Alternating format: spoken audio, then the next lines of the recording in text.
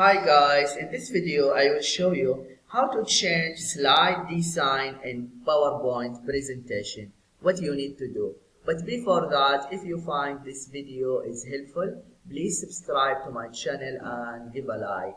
Okay, how to change slide design in PowerPoint. When you are in your project, click on design and you see here you have many different design that you can select, and if you click in the drop menu you can see more designs. For example, this one.